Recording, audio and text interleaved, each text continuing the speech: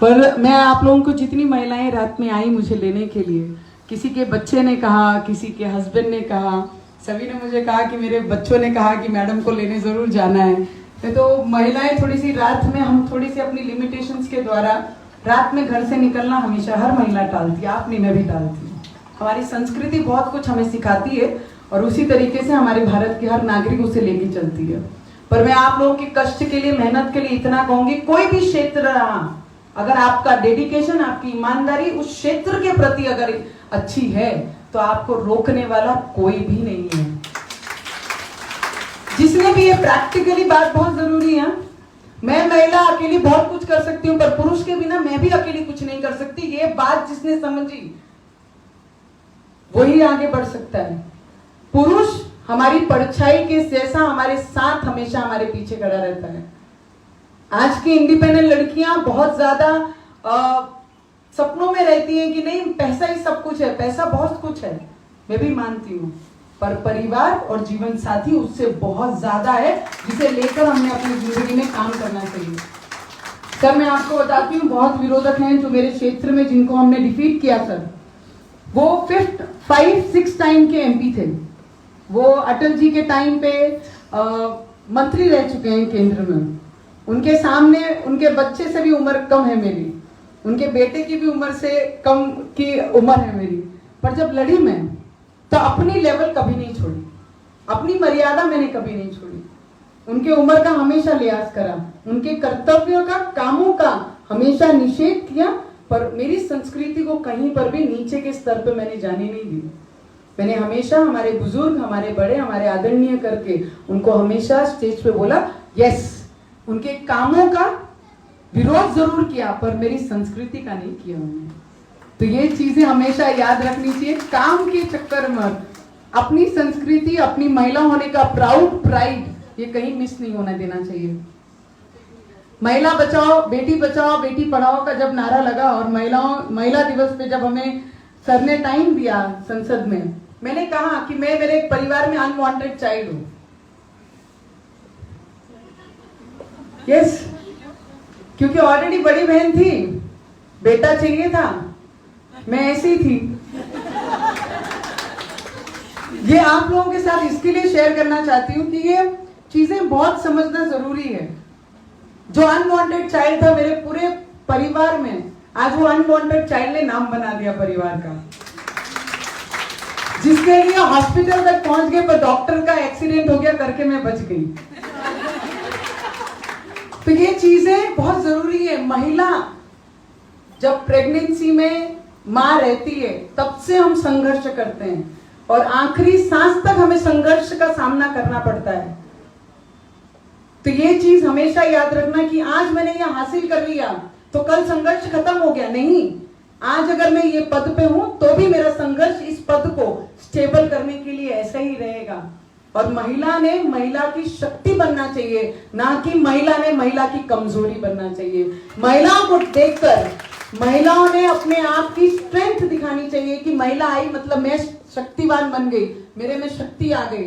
नहीं तो ये ना हो कि महिला ने क्या पहना, महिला ने डायमंड पहना, कि महिला ने शिफॉन पहनी, कि महिला ने सिंथेटिक पहना, कि महिला ने कौन सा फोन यूज किया, इस चीज पे चर्चा ना होते हुए मैं नहीं कर पाती हूँ, अगर मैं कुछ नहीं कर सकती हूँ, अगर वो महिला करती है तो उसे उसकी सीढ़ी बनना चाहिए, ना कि उसकी सीढ़ी तोड़नी चाहिए। ये चीजें अगर कोई सीख के अपने लाइफ में इंप्लीमेंट करता है तो मुझे लगता है महिलाओं को हम वो स्थान पे जरूर दे सकती हैं। हमारी दीदी ने कहा कि हम आसमान तक पहुंच गए, चांद तक पहुंच गए, और धरती में भी आज भी महिला है, बराबर है। बस नहीं, महिला कुछ नहीं कर सकती। अभी पुरुषों ने बोलना बंद कर दिया, अब डरने लग गए महिलाओं से। अब ऐसी बात रह ही नहीं गई है, क्योंकि जिस तरीके से हम लड़ रहे हैं, जिस तरीके से हम अपने क्षेत्रों में अपना नाम का झंडा लगा रहे हैं, और जिस तरीके से क्या हमारी राजस्थान की महिलाएं, हमारी कोटा की महिलाएं एकदम आती हैं, तो पता लगता है कि हमारे क्षेत्र की महिलाएं कुछ तो बात कर रहे हैं। आप लोगों के लिए इतना ही कहूंगी, लड़ना सीखिए पर अपनी संस्कृति छोड़ के नहीं। लड़ना है, आगे बढ़ना है और समाज के प्रति बहुत कुछ देना है। समाज ने हमें क्या दिया है वो कभी हम गिनती में नहीं बता सकते, पर समाज को हम क्या देंगे, जिस दिन आप गिनने बैठ जाओगे उस दिन आपको समझ में आएगा कि 1% भी हमने समाज को दिया नहीं है। वो सोच लानी बहुत जरूरी है। मैं आप लोगों को इतना ही कहूंगी। रवि जी आणखीन काय आहे? आता तुम्ही महाराष्ट्राचे लोक आहे, 2-3 इथे बसलेले। मेरे सभी पुरुष भाइयों को मैं इतना ही कहूंगी कि आप कोटा से बिलोंग करते हैं, मेरा नसीब मैं यहाँ पर आई हूँ। आप लोगों का दिल से मैं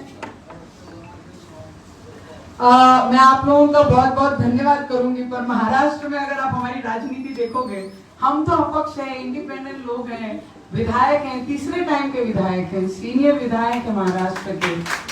और मैं तो 3 साल हुई हूँ, मैं तो बहुत जूनियर हूँ, मैंने तो अभी चलना भी शुरू नहीं किया राजनीति में। इस स्तर पे, इस लेवल पे मैं हूँ। पर जिस तरीके से मैं लड़ती हूँ, जिस तरीके से मैं अपनी आवाज रखती हूँ, और वहां पर 1 वर्सेस ऑल हो जाते हैं, हम अकेले और हमारे विरोध में सब। पर मेरी ईमानदारी मेरे लोगों के प्रति हमेशा उसी डेडिकेशन के साथ रहेगी। 1 वर्सेस ऑल भी रहे, जितना भी विरोध करना वो कर लें, पर मैं अपनी ताकत, अपनी मजबूती और अपनी ईमानदारी मेरे लोगों के प्रति कभी पीछे हटने नहीं दूंगी। उसके लिए भले 14 दिन नहीं, और जिस वजह से मुझे 14 दिन जेल में डाला गया, मैंने उन्हें जेल से बाहर आने के बाद एक ही आह्वान किया, 14 दिन मेरी शक्ति को कम करने के लिए। 14 दिन आपको पूरे नहीं पड़ेंगे, 14 साल भी मुझे अंदर आप डालोगे तो हनुमान चालीसा पढ़ना और श्री राम का नाम लेने से मुझे कोई पीछे नहीं हटा सकता। ये मैंने खुले आम तो मुख्यमंत्री को आह्वान देने के लिए बहुत बड़ी ताकत लगती है। हम बहुत छोटे लोग हैं, बहुत ईमानदारी से काम करते हैं और बहुत ईमानदार हैं। मुझे लगता है अगर हम करप्टेड होते तो आज तक हम दूसरे केस में मुख्यमंत्री हमें जेल में डाल देते। अगर ईमानदारी है, रवि जी ने ऐसा संघर्ष जीवन में किया है, उन्होंने किया, अपनी पिछली पुरानी चीजें कभी जिंदगी में भूलना नहीं चाहिए। अगर जो पुरानी चीजें भूलता है उसे भगवान भी उस प्रेजेंट चीजों को भुला के फिर पीछे ले जाता है। तो मुझे लगता है अपनी ईमानदारी, और हमारे कोटा के हमारे ओम बिरला साहब, हमारे राजीव जी जो हमारे परिवार जैसे सदस्य हैं, जिनके घर के फंक्शन के लिए आज मैं यहाँ पर आई, उनके बिहाफ में आप लोगों से मुलाकात हुई है। आप लोगों को आपके भविष्य के लिए कोई महामंत्री बने, कोई जिला अध्यक्ष बने, कोई जिला परिषद के अध्यक्ष बने, कोई एमएलए बने, कोई जिला परिषद सदस्य बने, कोई आगे और बड़ी पोस्ट पे जाए, जगदीश भाई साहब है। मैं आप लोगों को सिर्फ इतना ही कह सकती हूँ, डेडिकेशन की वजह से मैं यहाँ पर हूँ। आप तो एक पार्टी के नाम पे पदों पे बैठे हैं, सिर्फ थोड़ी सी मेहनत, डेडिकेशन कीजिए, आपको जो चाहिए आप जीवन में वो बन सकते हैं। इतनी भी श्योरिटी आपको दे सकती हूँ, हर चीज possible, everything is possible in life. सिर्फ मैंने सोचना चाहिए, बस इतना ही आप लोगों से कहूंगी।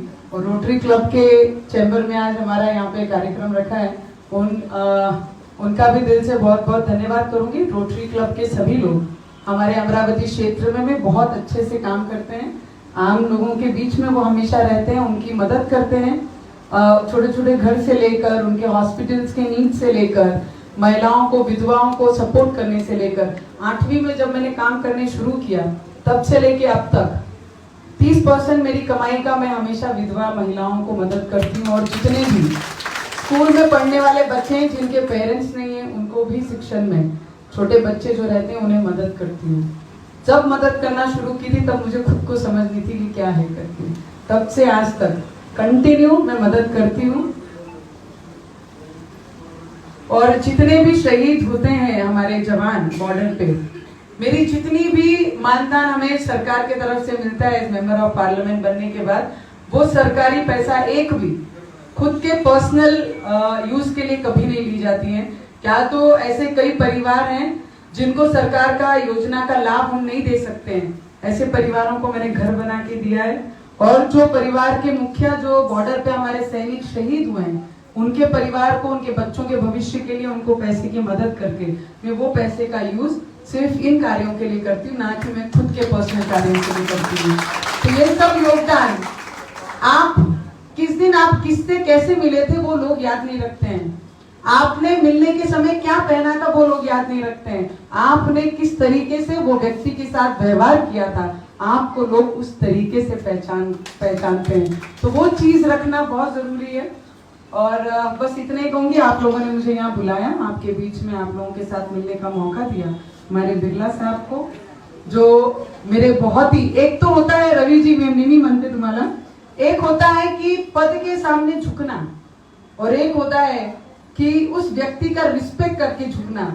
उसमें हमारे ओम बिरला साहब आते हैं कि रिस्पेक्ट से उनके सामने अपने आप अपनी गर्दन झुक के उनका नमस्कार करके उनका आशीर्वाद देते। वैसे हमारे ओम बिरला साहब हैं, आपका नसीब है कि ओम बिरला साहब हमारे कोटा के स्पीकर भी है और पार्लियामेंट भी है यहाँ से। बस इतना ही कहूंगी और बहुत बहुत धन्यवाद सभी का करूंगी। Thank you so much.